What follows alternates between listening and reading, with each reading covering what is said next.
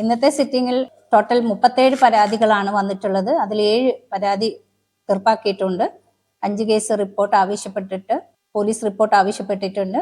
3 case ജാഗ്രതാ സമിതി റിപ്പോർട്ടിന് വേണ്ടി വിട്ടിട്ടുണ്ട്. 1 കേസ് DLCക്ക് പുതിയൊരു പരാതി ഇന്ന് വന്നിട്ടുണ്ട്. അടുത്ത സിറ്റിംഗിലേക്ക് 21 പരാതികൾ മാറ്റിവെച്ചിട്ടുണ്ട്.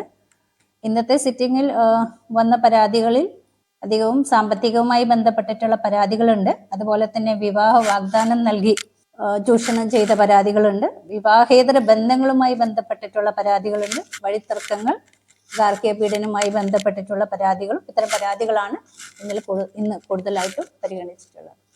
ജനാധിപത്യ പ്രക്രിയയിൽ പങ്കാളിത്തം വഹിച്ച് സ്ത്രീ സമൂഹം പുരുഷനോടൊപ്പം പൊതുസമൂഹത്തിൽ സജീവമായി ഇടപെടുന്നത് പോലും തെറ്റാണ് എന്ന തരത്തിലുള്ള അഭിപ്രായങ്ങൾ പോലും ഉയർന്നു വരുന്നത് ഈ അടുത്ത കാലത്ത് നമുക്ക് കാണാൻ സാധിച്ചിട്ടുണ്ട്.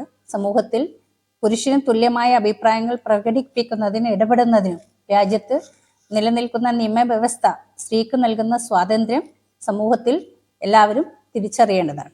സോഷ്യൽ മീഡിയ പ്ലാറ്റ്ഫോമിൽ യാതൊരു നിയന്ത്രണവുമില്ലാതെ സ്ത്രീകളെ വളരെ തെറ്റായി ചിത്രീകരിക്കുന്ന ചില പരാമർശങ്ങളും മറ്റും നമ്മൾ കർശനമായിട്ട് തടയേണ്ടതായിട്ടുണ്ട്.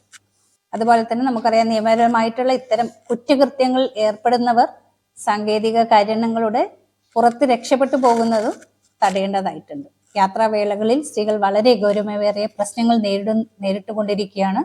ശാരീരികവും ഭൗതികവുമായ പല പ്രശ്നങ്ങളും ഇത്തരം സന്ദർഭങ്ങളിൽ അവർ നേരിടുന്നു. ശൗചാലയങ്ങളുടെയും മറ്റു പരിമിതികളും വരെ നമ്മുടെ സ്ത്രീകളെ വളരെയധികം ബാധിക്കുന്നുണ്ട്. അത്തരം പ്രശ്നങ്ങൾ പരിഹരിക്കുന്നതിന് ഗൗരവത്തിലുള്ള സാമൂഹികവും ഭരണപരവുമായ ഇടപെടലുകൾ ആവശ്യമാണ്.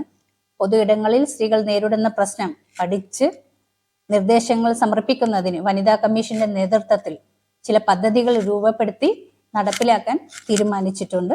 ഈ അടുത്ത മാസം തൊട്ട് അത്തരം പൊതു ഇടങ്ങളിലുള്ള പ്രശ്നങ്ങൾ പഠിക്കുന്നതിന് വേണ്ടിയിട്ടുള്ള സെമിനാറുകളും കമ്മീഷൻ സംഘടിപ്പിക്കുന്നത്.